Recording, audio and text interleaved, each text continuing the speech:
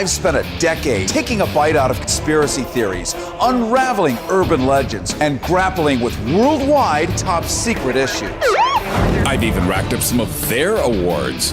Wow, I mean, first of all, what a question. Journalism is about telling the truth, all while ferreting out the bottom line. Uh-oh.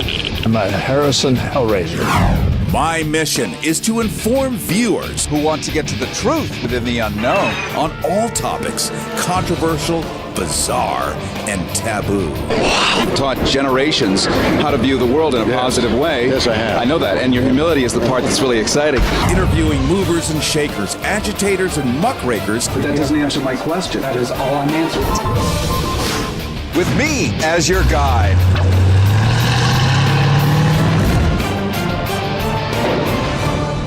We're going to have a lot of fun today, that's for sure, and we're going to talk to one of the smartest, the most luminous light bulbs of intelligence and humor that has ever graced our eyeballs, the optic nerve quivering in anticipatory delight. I could go on with the loftiest of encomiums, and they still would be meager and flaccid compared to the... Meager and flaccid. That's what she said. That's what she said. And by the way, we're going to cover a panoply of topics, a pantheon of parturient, and I've run out of peas. Right. But did you know that when your parents named you Carrie Harrison, that there was assonance in that name? So I've been told. Carrie Harrison. And the question is, did you pick up... You picked up any of his name? Did Carl Bernstein pick up any of your DNA? And that's the question, because you said you were humping his leg. There's more Pant of a leg. Pant leg. Yes, I Pant made leg. sure. So there's more of a chance that he might have gotten some of, unless he hasn't washed those pants. Were you wearing a blue dress? I think they were. His plants blue is what I want to know. Now, you'll note that for aesthetic purposes, since part of the thing we're going to talk about is your new film, which is called The Magic of Belle Isle. We're going to talk about that. We're also going to talk about A for a little bit. We're going to talk about gay rights, marriage, etc., and a super surprise, something I don't think you have heard in decades, Rob, that you're in. Here we go. And we're not talking All in the Family or anything. No, this is going to be a Gomer Pyle or something. No. It's a radical moment. A radical moment. A radical moment. Yeah, I'm not involved in any of those. I know that. It may have been somebody sounding and looking like you. It's probably sounded like You'll appreciate it. But because we're also going to touch into civil rights and some gay stuff, I have strategically placed Mercy Malik in eye shot for you as a gift to my brethren to balance out the aesthetic for you. She's beautiful, by the way. She's much prettier than I am. So on your taste. I just wanted your approval for that. Yes, absolutely. Well, it's because I care. I want to invite you on a one-time only special trip to be one of the first people to sail to Cuba in 50 years. With interior cabins for a week-long, 5-star luxury cruise ship voyage around the entire island of Cuba with multiple port calls starting at only $16.98. Be among the first in 50 years to see Cuba while it's still the Cuba that people talk about.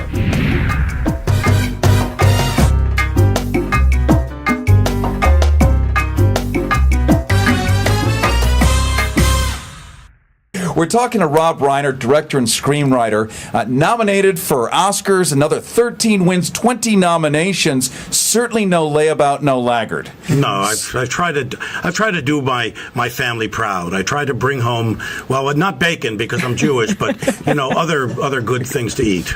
Well, it's interesting. I mean, I knew you, in a sense, through your father. When I grew up as a kid watching the Dick Van Dyke Show, that was brilliant humor. Yeah. And I think not only does the apple not fall far from the tree, but when the tree is smart and the apples are good fruit, they tend to retain the magic from the parent tree. And I think that's much of your story, is you pay attention to life. You hardly use any metaphors. That's what I like about you. Thank you. That's what Kirk Douglas said last week. Yeah. I'd rather be a free man among men than be the richest senator of Rome. I'm Spartacus. it's interesting, but Kirk Douglas, Michael Douglas, who was in a film that I did, American President, he and I have talked extensively about the fact that we are probably there's maybe 3 or 4 people in this club that we talk about, which is children or offspring of parents who were wildly successful. I mean, huge successes. Jane Fonda, falls in that category. She's one of your parents? Well, no, I'm saying, no, it's like we're the sons and daughters of, and there's very few of us. It's a small club, But, it's obviously his father and my dad. Those are big, long, lanky shadows to come out from under. Yeah, and when you think about the radical notion of, like, All in the Family, I was forbidden to watch it by my right-wing Republican crypto, well, not so crypto, but just fascist father. Wow. What happened to you? How did you get out from under? I ended up going to a public university at one point and meeting real living human beings. Wow. I got out of the boarding school system and the school in Switzerland and all that crap that goes on with that, and suddenly was drinking beer around a keg, and I woke up. Wow. But I think that's part of the deal that you have to do. And then you make a choice. Because you can continue to wear a little Brooks Brothers suit and bring the world down, or you can wear flip-flops and have a hell of a good time. Yes. And that's something that you have taught me, too, I think, in much of the years of what you've done, is that if you don't see the light at the end of the tunnel, if you don't laugh and have a good time, it really is almost too much heavy lifting. Yeah, you have to. I mean, we only have this one shot in life, unless you, like I say, you're Shirley MacLaine, and then you can, bank on a few shots. But we do have to find that the pleasure that we have in life, and that's really the basic theme of the Magic of Belle Isle. When I turned 60, about 5 years ago, I'm now 65. It hit me very hard. This whole idea of mortality and the fact that life is very precious. We have a limited time on the planet, and I started thinking of myself at that point as a very, very, very young old person, because it's the beginning of that last part of your life, and you want to be able to cherish it. You want to be able to embrace it. So that's what made me do the bucket list, which is all about 2 guys facing their mortality and trying to squeeze every ounce of pleasure and joy that they can out of life. I promised that we would tease you with something, or I teased something that you probably have not heard in about 30 years. Okay.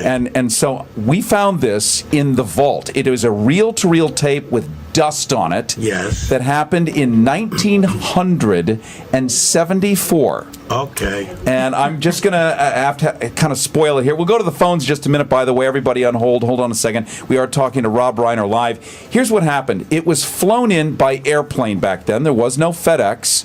The transcripts to something that had just happened that was newsmaking.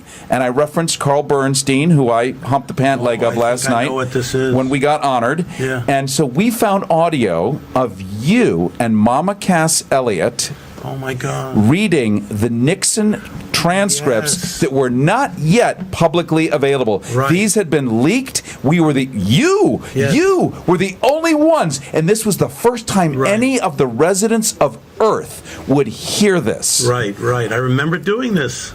Hi, I'm Rob Reiner. I'll be playing Ehrlichman. I am Eugene Trubnick, and I'll be playing Mr. Nixon. I'm Cass Elliott, and I'll be playing Haldeman. And now for the meeting that took place on April 17th at 12:35 in the afternoon in the Oval Office. The first voice you hear is that of the President. Go ahead on the action. Yes, but there again, executive privilege is reserved. Oh, executive privilege is reserved. Fine. At this point, the way we're in this soup now, we can lose nothing by going. That's right.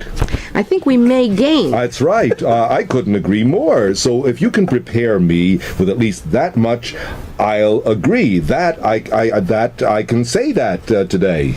Well, that's a hell of a bomb shelter right there. Yes, it is. But let's get on with the rest of it. That's right. That's all I have for today, but it gets you into the case. It's you leading it. Let me suggest a different process, which is that you don't suspend Dean, but that you instruct John Dean that he is not to come to work anymore. He is in effect suspended, but not publicly suspended. Yeah, very Nixonian, right? Oh my God! I remember that.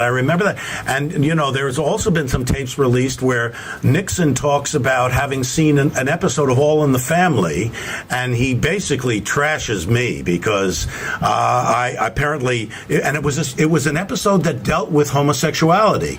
There was, I think, the 4th episode we ever did, and Archie had a friend who was an ex-football player who turned out to be a homosexual. I had a friend that was kind of, dressing a certain way, and he used to just trash him and say, sweetie pie Roger, your friend, and he was straight. So, and then Nixon talked about how he saw this disgusting television show where they talked about this, and that young kid with the long hair, and he talked about me, and I heard those tapes. So, what an honor! I know it's an honor to be trashed by Nixon. And I'm told by the Pacifica Archives, who made this available for us today, and that's pacificaarchives.org, as I appropriately plug them, as I said I would, pacificaarchives.org. Wow. That's .org, pacificaarchives.org.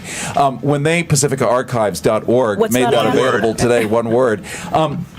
Apparently, this is the only known record of Mama Cass Elliot ever being political. This, according to her daughter. There is no other recording, no other video, no nothing of her ever having engaged in a political moment. No, it's true. I mean, during the 60s, I was with a group called The Committee, which was an improvisational theater company that did political satire. And sometimes Mama Cass would come and hang out with us. Janis Joplin also came on stage with us and hung out and did some improvs and stuff. But very rarely, I mean, there was a cross-pollination, no question about it, between the rock and roll world and the political satirical world, but very rarely would they come out and do these kinds of things. Rob Reiner, thank you so much for joining us. Thanks for having me. This is huge fun and a treat. And I was telling somebody on the phone earlier, I'm not usually starstruck. I mean, we've talked to all kinds of people here, but having you come in today, I don't know what it is, but I've just felt like a young maiden. So I'm getting a grip now. From Hollywood, this is Harrison.